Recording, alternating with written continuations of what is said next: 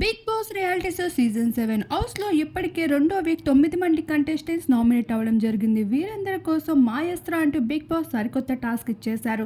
రెండు టీమ్స్గా డివైడ్ అయిన కంటెస్టెంట్స్ ఒకరితో ఒకరు చాలా పోటీ పడుతున్న విషయం తెలుసు. బ్రహ్మాస్త్ర, మహాబలి అంటూ రెండు టాస్క్లు ఇవ్వడం జరిగింది. మహాబలి టాస్క్లో ప్రశాంత్ ఉండడం, ఆ టాస్క్ నుండి ఓడిపోవడం వంటివి జరగడంతో ప్రశాంత్ అయితే చాలా ఎమోషనల్గా ఉన్నాడు.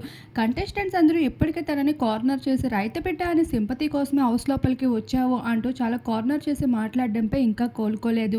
అప్పటి వరకు ఇష్టమంటూ చెప్పుకుంటూ వచ్చిన రతిక బిహేవియర్లో కూడా చాలా తేడా రావడంతో ప్రశాంత్ అయితే చాలా ఎమోషనల్గా ఉన్నాడు. ఈ ఎమోషన్స్లో మరో ఎమోషన్ అంటూ నాగార్జున ఎంతో ప్రేమతో ఇచ్చేసిన చెట్టు మొక్క ఇప్పుడు ఏకంగా చచ్చిపోయింది. అది చూసిన ప్రశాంత్ ఒక్కసారిగా ఎక్కెక్కి ఏడుస్తూ వచ్చేశాడు.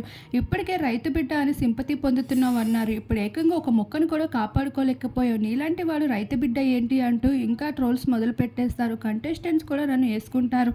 ఇదంతా నాకు చాలా బాధగా ఉంది అంటూ చాలా బాధపడుతూ కనిపించేశాడు పల్లవి ప్రశాంత్.